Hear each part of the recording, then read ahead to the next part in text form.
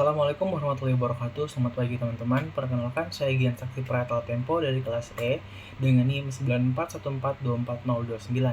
Nah, pada presentasi kali ini saya akan membahas mengenai emas naik turun dan pasar derivatif yang berfokus pada faktor-faktor yang mempengaruhi harga emas, strategi investasi emas agar tidak mengalami kerugian, risiko pasar derivatif, serta beberapa studi kasus nasional dan internasional yang berkaitan dengan dampak negatif pasar derivatif.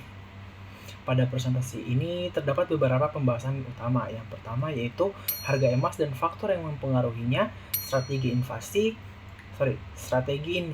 emas, risiko pasar derivatif, kasus Barings Bank tahun 1995, serta krisis keuangan global tahun 2008, dan juga kasus Jiwasraya di Indonesia, serta kesimpulan dan keseluruhan materi. Emas merupakan salah satu instrumen investasi yang nilainya selalu berubah-ubah mengikuti kondisi pasar. Naik turunnya harga emas dipengaruhi oleh berbagai faktor ekonomi baik nasional maupun internasional. Faktor pertama adalah inflasi. Ketika inflasi meningkat, masyarakat cenderung membeli emas untuk menjaga nilai kekayaan mereka, sehingganya harga emas ikut naik. Faktor yang kedua yaitu nilai tukar dolar Amerika Serikat atau USD. Karena emas diperdagangkan menggunakan dolar, maka ketika nilai dolar melemah, harga emas biasanya meningkat. Selanjutnya adalah suku bunga. Jika suku bunga tinggi, investor biasanya lebih tertarik pada deposito atau obligasi sehingga minat terhadap emas menurun dan harga emas bisa turun. Kemudian kondisi geopolitik dunia juga sangat berpengaruh. Misalnya ketika terjadi perang, konflik internasional atau krisis ekonomi, investor lebih memilih emas sebagai aset aman atau safe haven, sehingganya permintaan emas meningkat. Selain itu, kondisi pasar saham juga mempengaruhi harga emas. Ketika pasar saham melemah, investor cenderung berpindah ke emas. Dan yang terakhir yaitu pasar derivatif. Pasar derivatif juga mempengaruhi pergerakan harga emas. Kenapa? Karena emas sering dijadikan underlying aset dalam transaksi future dan option. Agar tidak mengalami kerugian saat harga emas naik turun, investor perlu memiliki strategi investasi yang tepat. Yang pertama yaitu memantau faktor makroekonomi seperti inflasi, suku bunga The Fed, nilai dolar, dan kondisi geopolitik dunia secara rutin. Yang kedua yaitu melakukan analisis pasar dengan melihat pergerakan harga emas sebelumnya, membaca berita ekonomi global, serta memahami kebijakan ekonomi negara besar. Yang ketiga yaitu dengan melakukan investasi jangka panjang. Investor sebaiknya tidak panik ketika harga emas turun sementara, karena harga emas cenderung stabil dalam jangka panjang.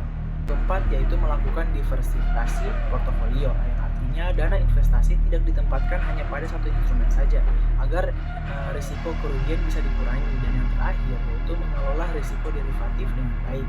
Derivatif sebaiknya digunakan untuk melindungi nilai atau hedging, bukan untuk spekulasi berlebihan tanpa manajemen risiko. Pasar derivatif sebenarnya memiliki banyak manfaat, seperti melindungi nilai aset, membantu manajemen risiko nilai tukar dan suku bunga, serta membantu diversifikasi investasi. Namun di balik manfaat tersebut, pasar derivatif juga memiliki risiko yang sangat besar apabila disalahgunakan. Salah satu risiko utamanya adalah leverage yang tinggi. Dengan modal kecil, seseorang dapat melakukan transaksi dalam jumlah besar. Nah, hal ini memang bisa meningkatkan keuntungan, tetapi juga dapat menyebabkan kerugian besar bahkan melebihi modal awal.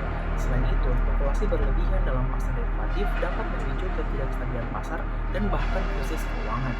Pasar derivatif juga rentan terhadap manipulasi dan penipuan investasi apabila pengawasan dan transparansi lemah. Karena itu, penggunaan derivatif harus disertai pengawasan yang ketat dan manajemen risiko yang baik. Kasus internasional pertama adalah bangkrutnya Barings Bank pada tahun 1995. Barings Bank merupakan salah satu bank tertua di Inggris yang telah berdiri lebih dari 200 tahun. Namun bank ini mengalami kebangkrutan akibat transaksi derivatif spekulatif yang dilakukan oleh seorang trader yang bernama Nick Leeson. Nick Leeson melakukan perdagangan kontrak futures dalam jumlah besar di pasar Asia. Yang awalnya transaksi tersebut menghasilkan keuntungan sehingganya pengawasan terhadap dirinya menjadi lemah. Namun setelah terjadi gempa Kobe di Jepang, pasar mengalami penurunan drastis dan menyebabkan kerugian sekitar 820 juta pound sterling. Nah, untuk menutupi kerugian tersebut, Nick Leeson memasukkan laporan keuangan dan menyembunyikan transaksi yang merugi. Nah, kasus ini menunjukkan bahwa lemahnya pengawasan internal, spekulasi berlebihan, dan buruknya manajemen risiko sehingga dapat menghancurkan lembaga keuangan besar.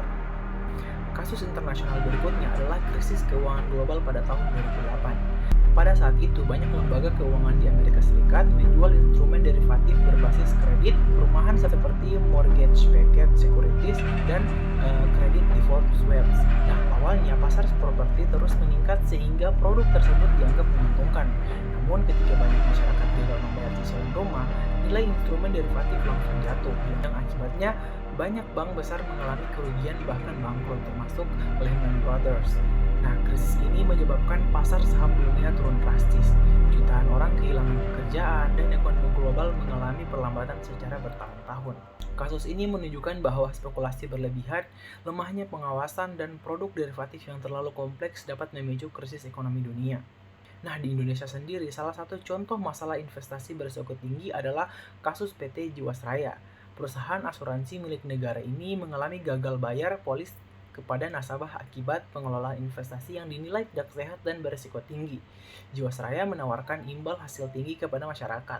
Namun dana investasi ditempatkan pada saham dan reksadana yang berisiko tinggi serta diduga terjadi manipulasi dalam pengelolaan dana.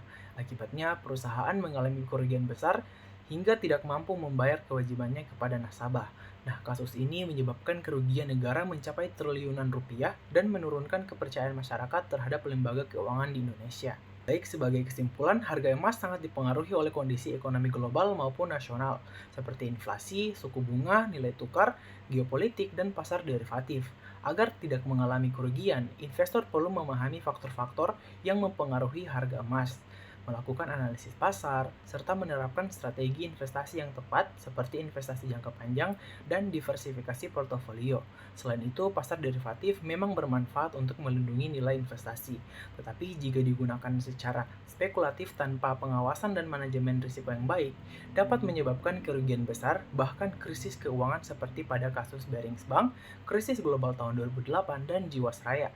Sekian presentasi dari saya. Terima kasih. Assalamualaikum warahmatullahi wabarakatuh.